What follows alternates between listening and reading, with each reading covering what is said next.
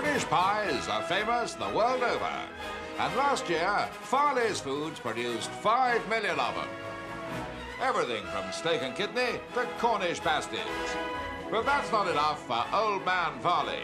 He wants to double the score. Work's been pushing ahead on the new extension to his factory. And this week, the great day dawned.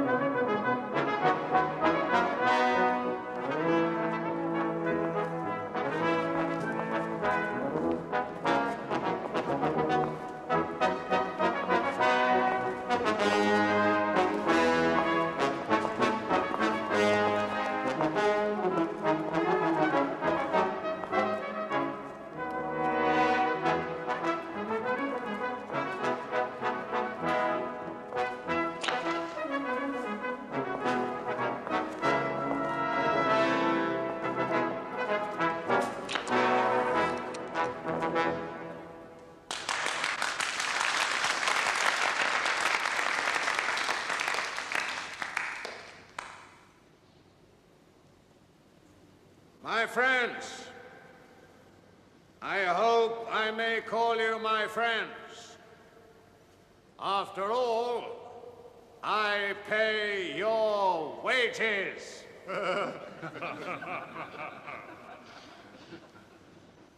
In 1935, we sold more pies than at any time in our history. Yet there are those among you, politically motivated, who still try to say that you are not doing well. Don't listen to them. And now, let us move on to happier things. Once more I stand before you here to open yet another new wing of our great enterprise.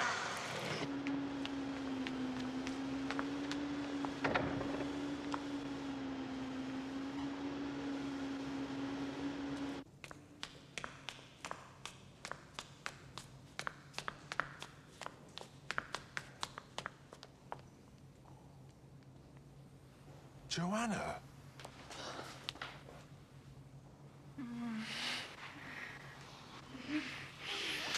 Why didn't you call me yesterday? You mustn't come here. I've got to see you. It's no good, Joanna. Oh, it isn't. What do you mean?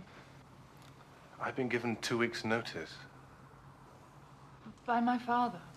Well, not directly, but yes. Why? Because he's found out about us, of course. I've got to go. Oh, God. I like to think there has been a partnership between the Farley family and we humble mortals in the municipality.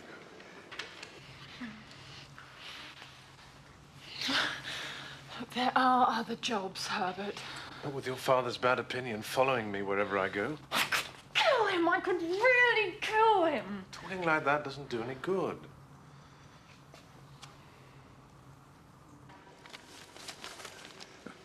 And now it gives me great pleasure to declare this new wing well and truly open.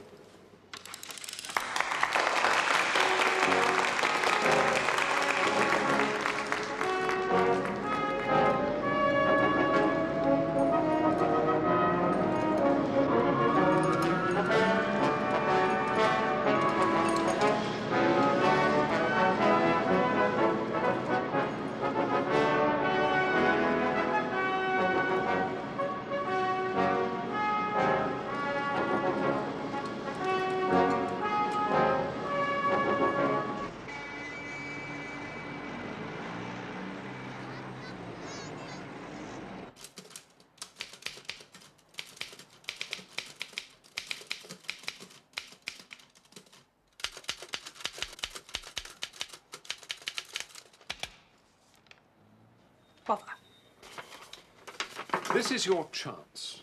What? This is your chance to invest in a pair of home-fit, real leather shoes. Oh, that's clever. Fit spelled with a PH. Just return this card and our representatives will call on you. Made to measure shoes, apparently.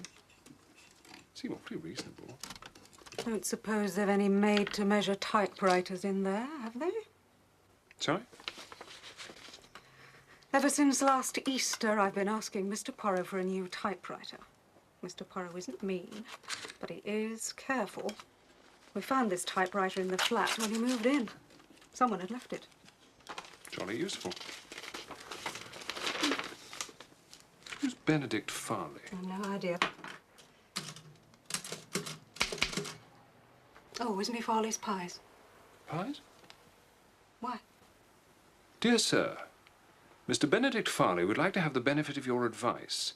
If convenient to yourself, he would be glad if we would call upon him at the above address at 9:30 tomorrow, Thursday evening. Yours truly, Hugo Cornworthy, Secretary. P.S. Please bring this letter with you. Repeat that, if you please, Hastings. Dear sir, Mr. No. Just the postscript. P.S. Please bring this letter with you. Why? Why? Why, Hastings? An interesting letter. Is it? I thought it was rather dull. Miss Lemon says he makes pies. Makes pies? Hastings, to say that Benedict Farley makes pies is like saying that Wagner wrote semiquavers. Well, they're good pies, are they? No, horrible. But there are a great many of them.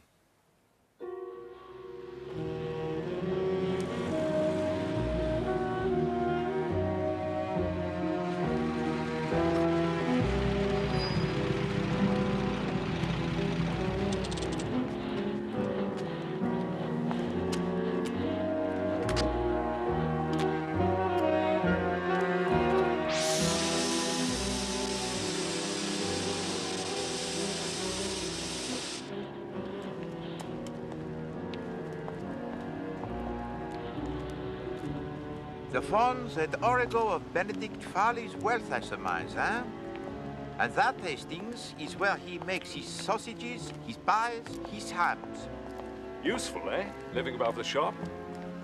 I suppose from here, Farley likes to keep an eye on his employees. No doubt. But it is a pity that such diligence does not improve the quality of his so-called delectables.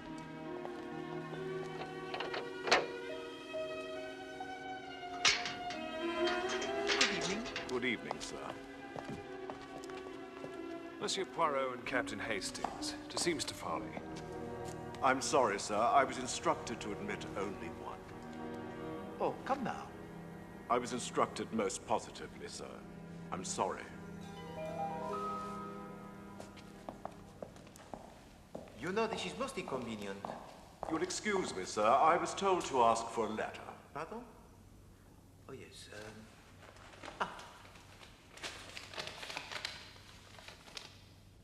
Thank you, sir.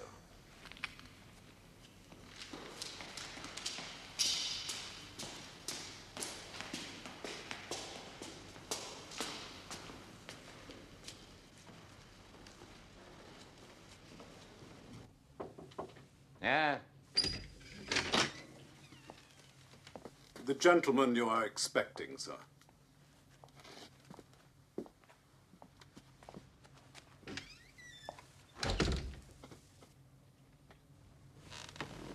Oh.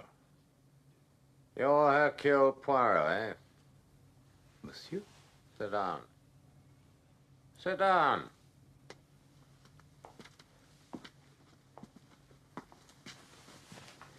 Merci, monsieur.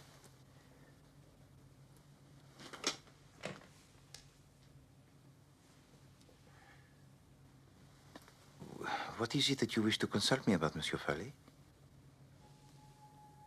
I have the same dream, night after night. I'm sitting in my room next to this, sitting at my desk writing. There's a clock in there.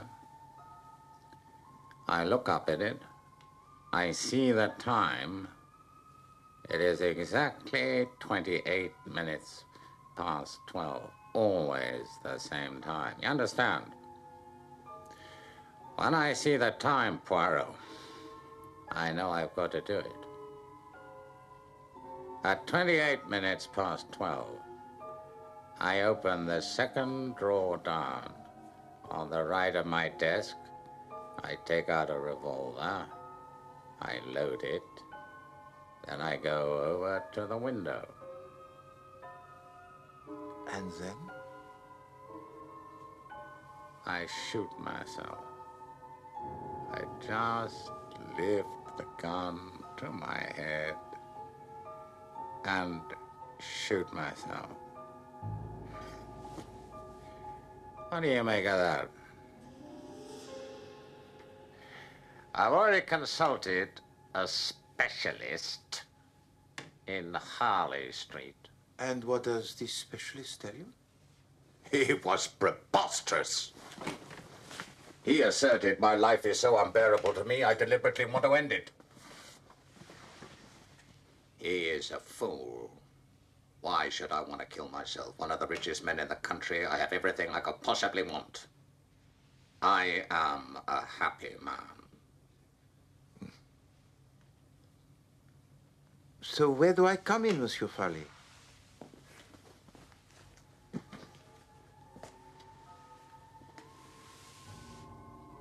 Supposing someone wants to kill me, could they do it this way? Hypnotism, you mean? You see what I'm getting at? Who is it that you suspect of wanting to kill you, monsieur? Nobody. Nobody at all. You had no one specific in mind? Certainly not. I should like to see the scene of this drama. The desk, the clock, the revolver. No.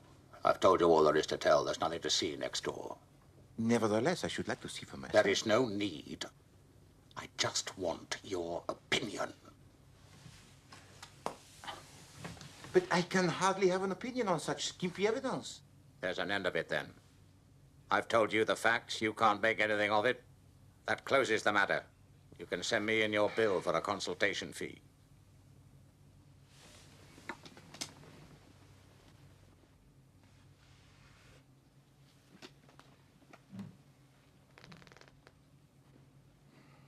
I shall not fail to do so.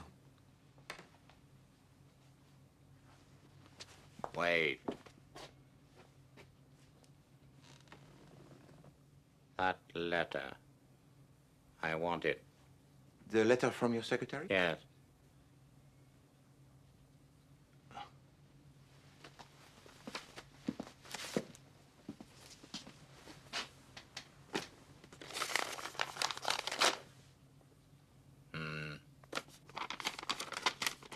Thank you.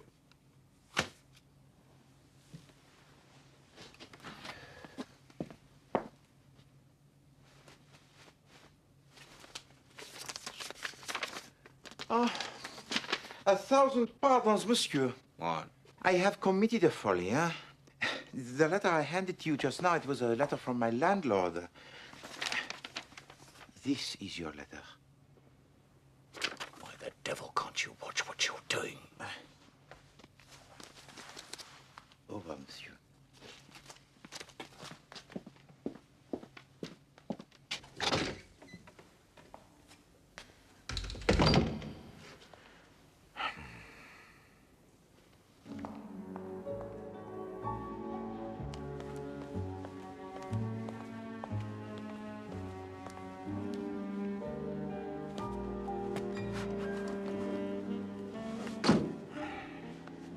How'd you get on in there? Not well, I'm afraid. There is something wrong in that house, Hastings. Badly wrong. And I haven't the faintest idea what it is.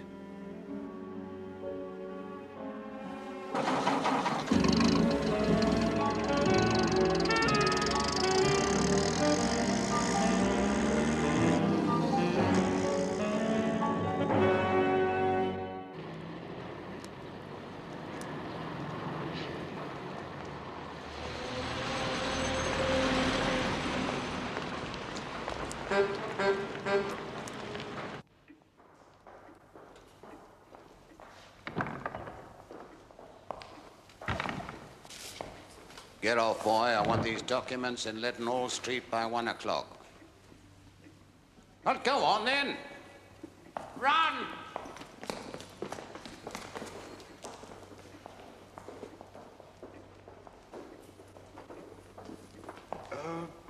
Excuse me, sir. Mr. Cornworthy said you might spare us a moment. What's going on? 12 o'clock, he said. All right. He's a very busy man. Now, let's just sit down. And relax.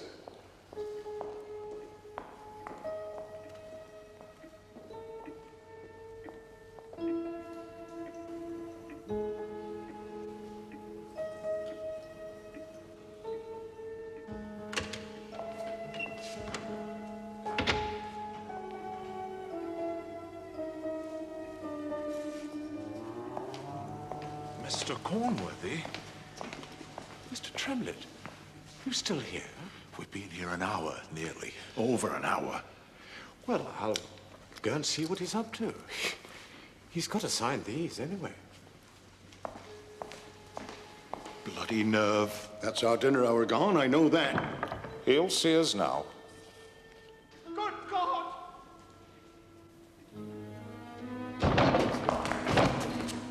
For God's sake, someone send for the police! I can't go on like this, Mr. Poirot. That machine is more than flesh and blood can stand. But you have never complained before. I've done nothing but complain for the last 6 months.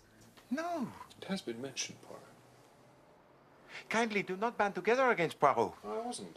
No, do I not do my best to keep us all happy? I don't want to be happy. I just want a new... Poirot. Ah, Inspector Japp, my old friend. I'm at Northway House, Poirot, Benedict Farley's place. I'd like you to come over here if you'd be so kind.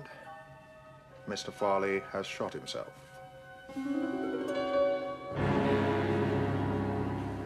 Most peculiar story I ever heard. I've never heard such poppycock. Father had no use for dreams and such rubbish.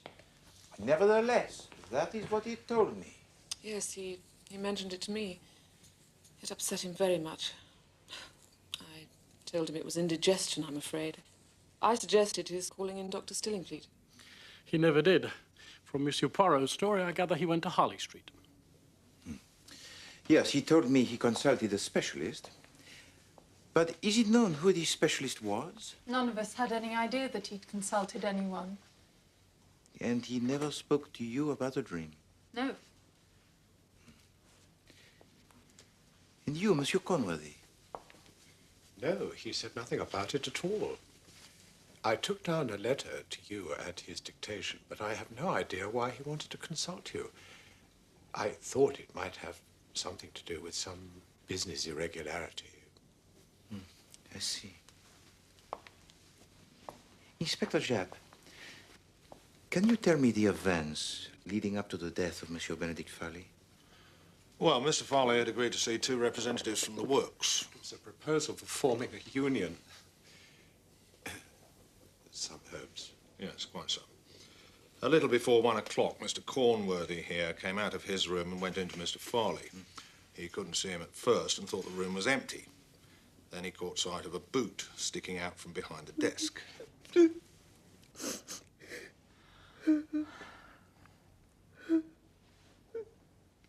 And what happened then?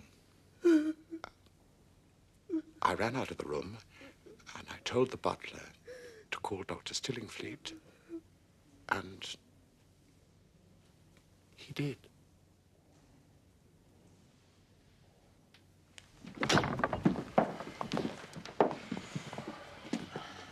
The body was found down there. Thank you.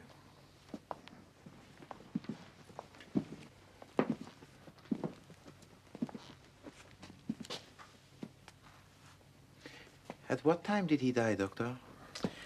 I examined the body at 32 minutes past 1. Mr. Farley had been dead at least 1 hour. So he could have died at this 12:28 he told you about. Precisely. Were there any fingerprints on the revolver? Only his own. And please tell me about the revolver itself. Well, it was the one he kept in the drawer of his desk. Again, just as he told you. Mrs. Farley has identified it positively. I see. What's more, that's the only entrance to the room. Well, apart from the windows, I suppose.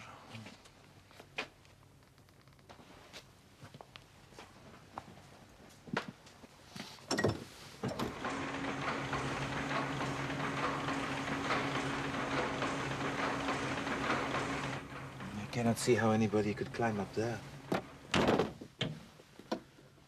It's a funny room for a rich man to choose as his study, isn't it? With that great ugly blank wall right outside. I think it is important, that wall. You mean psychologically? Perhaps. At 28 minutes past 12, I opened the second drawer down on the right of my desk. I take out a revolver, load it. I go over to the window, and then I shoot myself. I just lift the gun to my head and shoot myself.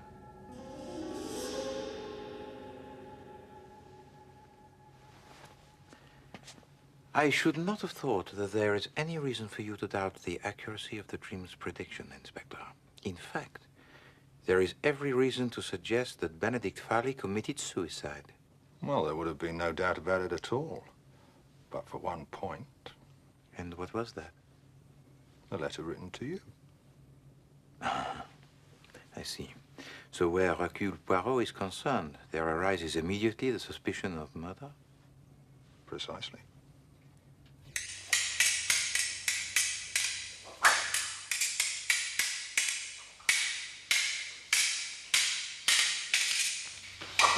Touché.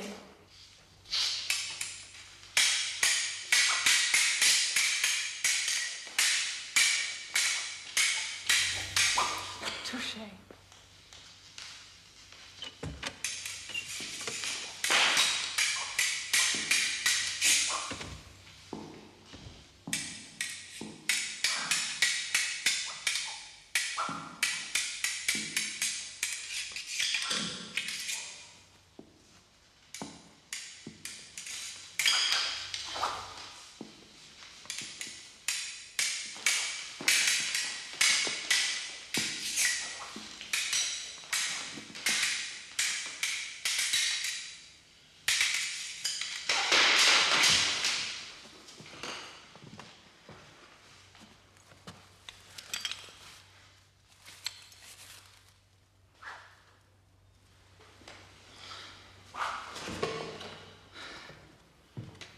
Hello, Monsieur Poirot.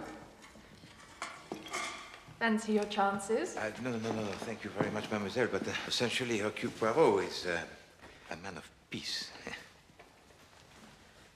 But perhaps, though, I could ask you a few questions. Ask away. Did you know that your father kept a revolver in his desk? No. Where were you and your mother, pardon, that is to say your stepmother? That is correct? Yes, Louise is my father's second wife. She's only 8 years older than I am. So where were you and she on Thursday night of last week? Thursday. We went to the theatre to see Thumbs Up. Your father did not suggest accompanying you? He never went out to theatres. He was not a very sociable man. My father had a singularly unpleasant personality. That is a very candid statement, mademoiselle. I'm saving you time, Monsieur Poirot. I realize quite well what you're getting at. I live here because I have no money to live elsewhere. There is a man that I wish to marry, a poor man. My father saw to it that he lost his job. He wanted me, you see, to marry well, an easy matter since I was his heiress. So your father's fortune passes to you? Yes. Well, that is to say, he left Louise, my stepmother, $250,000 free of tax, and there are other few small legacies, but the residue of it goes to me. So you see, Monsieur Poirot, I had every reason to desire my father's death. I see also, mademoiselle, that you have inherited your father's intelligence. My father was clever, but it had all turned sour. There was no humanity left. Is there anything more? Yes. How poor was your father's eyesight? He could scarcely see at all, and not without his glasses. His sight had always been bad from a boy. But with these glasses? Oh, he could see all right then, of course. Thank you. Right, Constable, tell Sergeant Bull this is going to take longer than expected. Right, sir. Ah, Mrs. Farley. Something I'd like to ask you. Yes. Had your husband ever been hypnotized? Never, to my knowledge. Or was he interested in that sort of thing, hypnotism? No. Oh, that horrible dream.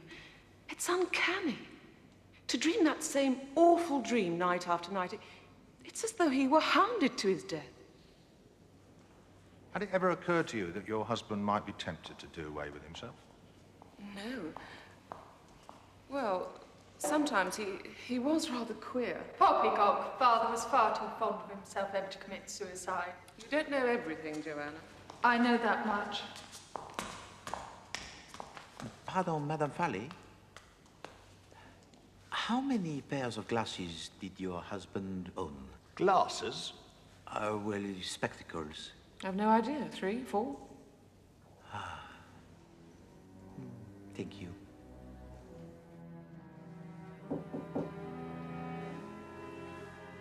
Come in.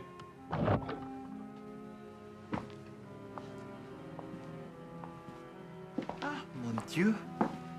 How different this room looks in daylight. Can I do something for you? And I see, monsieur, that you share the same inspiring view as your late employer. Oh, yes. On the other side of that wall are the fools who made Mr. Farley's wealth for him. I think that's why he chose to have his study this side of the house. I see. You know, I feel sure if that wall could talk, it would tell us something, no?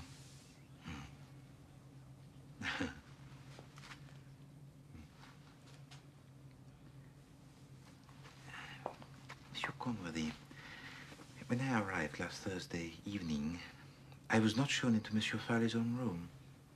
No. I was told to tell Holmes to show you in here.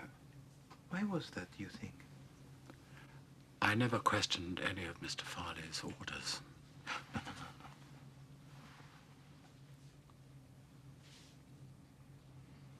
Did he usually receive the visitors in here? Quite often. Particularly if people hadn't come to the house before. I see.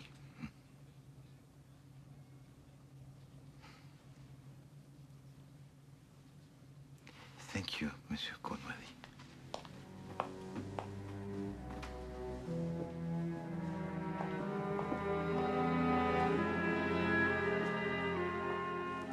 Inspector, this dream of Benedict Farley is very important. He dreamed, he said, of committing suicide. And later on, he did commit suicide. And when I say suicide, he was alone in his room and was found with a gun in his hand. And no one entered or left the room at the time he was shot. So what does this mean, Chief Inspector? Well, that there's no other possibility. That it must be suicide. Au contraire. It means a very unusual and very cleverly planned murder. And how? Planned by who? Well, it is no good, is it, Chief Inspector, if I just give you the answer? Well... No. We must give the little grey cells time to do their work.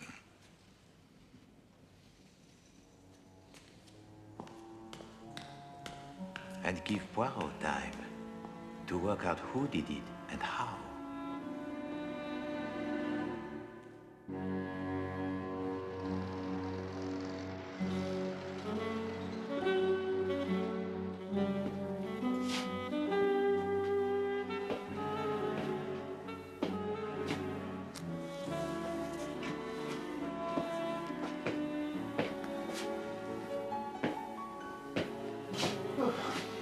This is not like you, Poirot. But this is not like the grey cells, Hastings. I have given them every chance. They have been cosseted. I have slept to allow them to do their work. I have eaten fish for breakfast. Result, nothing. It'll come, Poirot. The little grey cells have never let you down yet. But is this not an indication, perhaps, of what is in store? A sign that they are weakened by old age and the fast living? Fast living, Poirot? I wouldn't call your life exactly fast. Oh, not now, perhaps, Hastings, but in my youth. Really? Really? You see, one pays, Hastings. Eventually, one is called to settle one's account. I say. I shall have another tisane.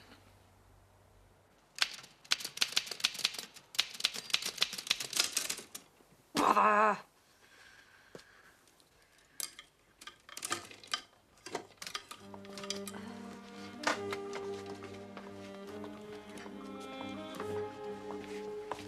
Mr. Poirot, What is it, Mr. Poirot? Another tisane, if you please, Miss Lemon. Oh, dear. You had your 9 o'clock one. Serious measures are called for, Miss Lemon.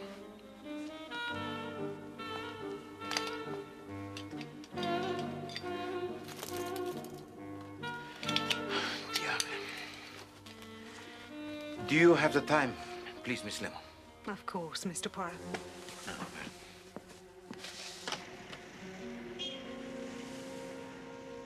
What are you doing, Miss Lemon? It's 5 to 10, Mr. Poirot. But what were you doing out there? If I lean right out, I can just see the church clock. But would it not be simpler to wear the watch? I can't, Mr. Poirot. My magnetism upsets them. I say. All my life I've been looking for a watch that won't go wild as soon as I put it on, but I've never managed. Whatever is the matter, Mr. Poirot? Miss Lemon, you are beautiful. Now, would you please be so kind as to telephone the Chief Inspector chap and ask him to assemble the whole Farley household at noon? In the hall, huh? Come, Hastings, we have work to do.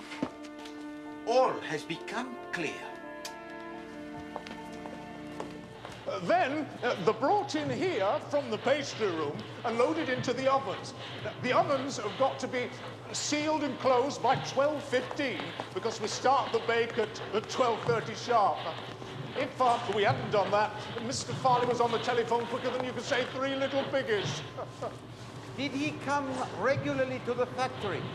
Oh, no. No, we haven't done that for, 6 or 7 years. Well, not regularly, but he seemed to know if we hadn't started the bake on time. In the office, we used to say he had second sight as far as a pork pie was concerned. Well, that was just by way of a joke. Then, after the bake, which takes about an hour and a half, we take them out of the ovens, and then they go round the corner.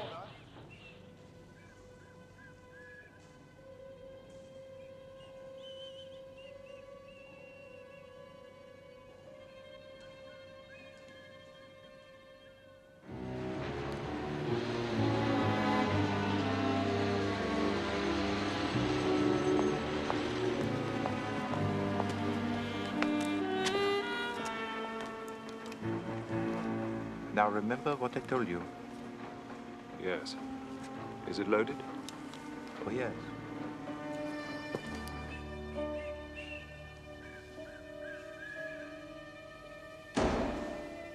Here he comes.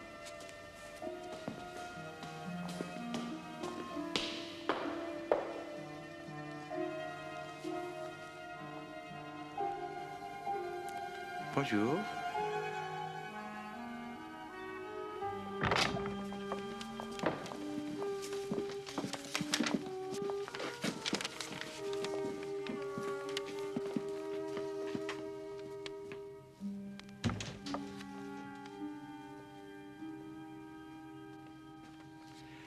I wonder, what is the most extraordinary thing about this case?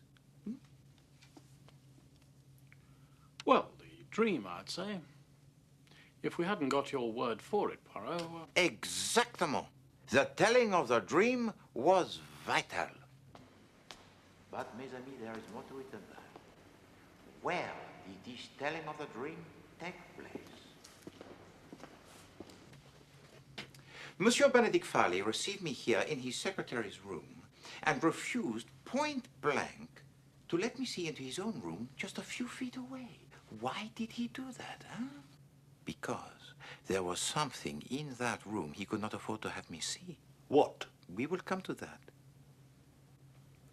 When Monsieur Benedict Farley asked me to return his letter to him, by inadvertence, I handed to him the correspondence from my landlord. One glance should have told him it was a wrong letter. Didn't he have his glasses on? Oh, yes, he had on his glasses. So why did Monsieur Benedict Farley not realize the difference between two totally dissimilar letters, huh? Because, mes amis, I was in the company of a man with normal eyesight wearing powerful glasses. And such powerful glasses would render a man of normal eyesight practically blind. Is that not so, Doctor? If they were very powerful spectacles, yes. Eh bien. So why was I not allowed to go into Monsieur Benedict Farley's room that night? What was in Monsieur Benedict Farley's room that I was not allowed to see? Mesdames et messieurs, shall I enlighten you? I wish you would, Poirot. Very well.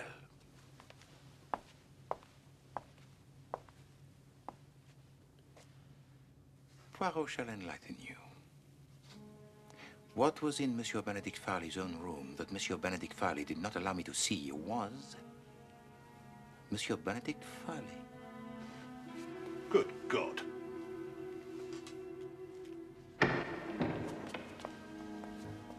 Yesterday afternoon, there are 3 witnesses to swear that no one comes in or out of Monsieur Benedict Farley's room.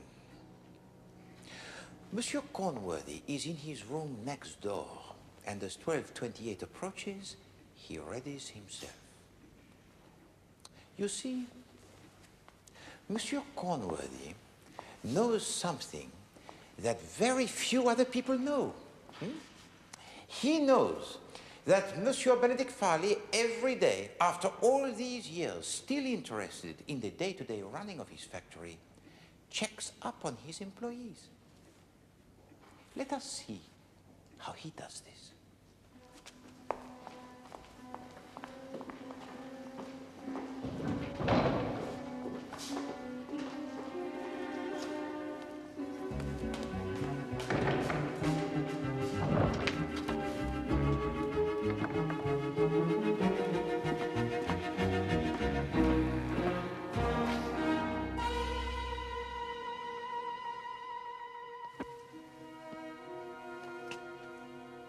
How can this king of pies observe his workers without ever leaving this house, huh? Simple. You see, the uninviting delicacy is first steamed for 1 hour before it is baked.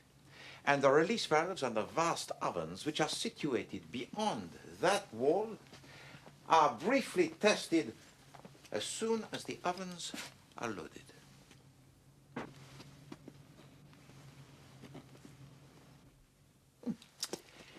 Eh bien, if one leans out of this window, one can readily confirm this fact. Now, if you please, I want you all to come to these 2 windows, lean out and look to your right. Monsieur Cornworthy, why don't you lead the way? This is nonsense. Perhaps. But humor me. Merci. Alors, viens, Madame Farley. Oh, very well.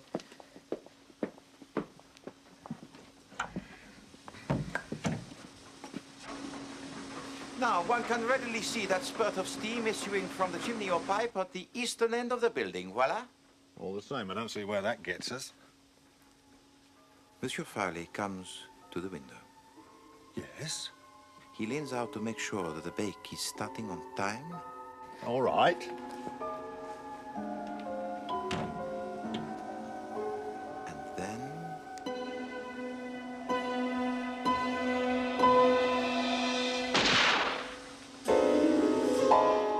Monsieur Cornworthy shoots him and Farley falls to the floor. Remember, there is a blank wall opposite, so there can be no witnesses. Lies. Ridiculous lies. All has the appearance of being above the board, yes? Monsieur Tremlett and the other men see Monsieur Cornworthy go into Monsieur Farley's room, but rush out again with the announcement of Monsieur Farley's suicide. What they do not, of course, see is Monsieur Cornworthy press the gun into Monsieur Farley's hand. Slanderous rubbish. It was Monsieur Cornworthy who wrote to me the letter. Monsieur Cornworthy who gave instructions to the butler. It was he who went up to his bedroom, applied the makeup, and played the part of Benedict Farley. But there were two people who carried through this fraud. Monsieur Cornworthy was one, and the other, Madame Farley. How dare you! In due course, the happy ending would have been achieved. £250,000 and two hearts that beat as one. Hey, stop him!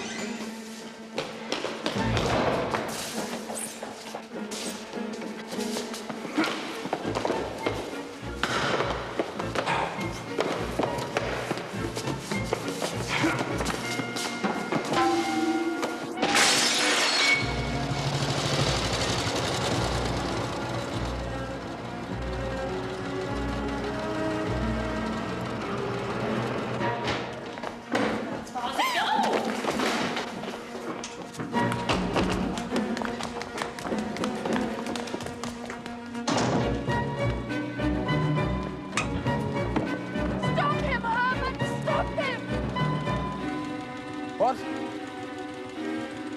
Oh, right.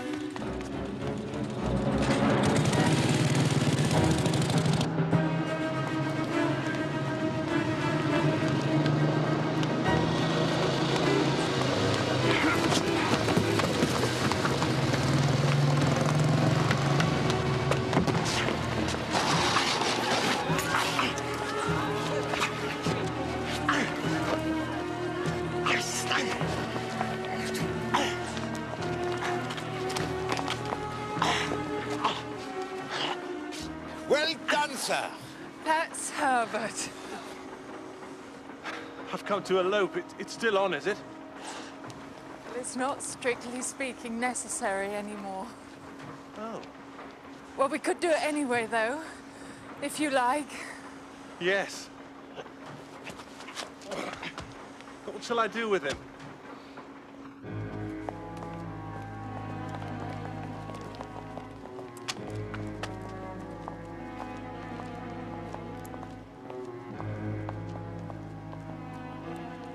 I'll deal with him, sir. Thank you very much. Au revoir, Madame Farley. You foreigner.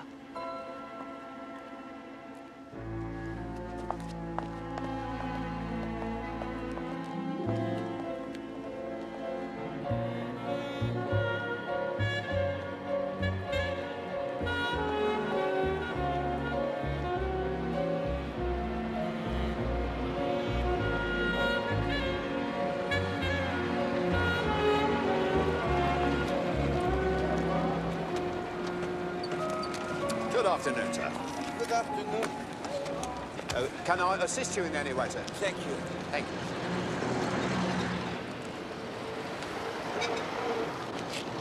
Thank you. Thank you. Thank you.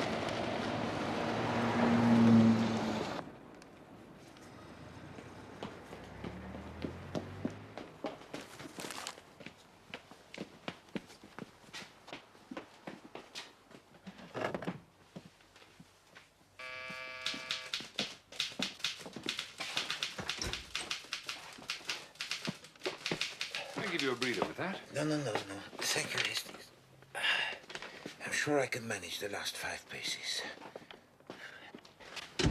Oh, Mr. Poirot, let me help you. No, Miss Lemon.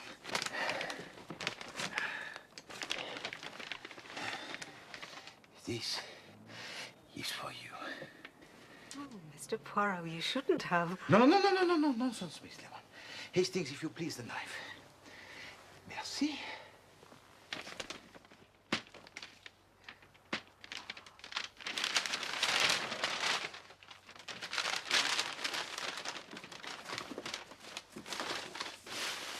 Et maintenant, voilà.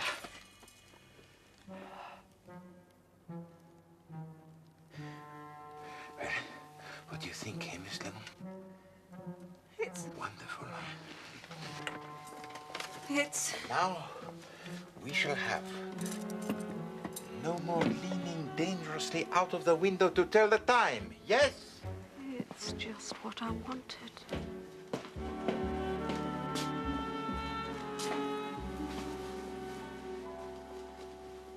Hastings, there are two reasons why I should never become the millionaire. What are they, Poirot? The first, that I should never make the detestable pork pies, huh?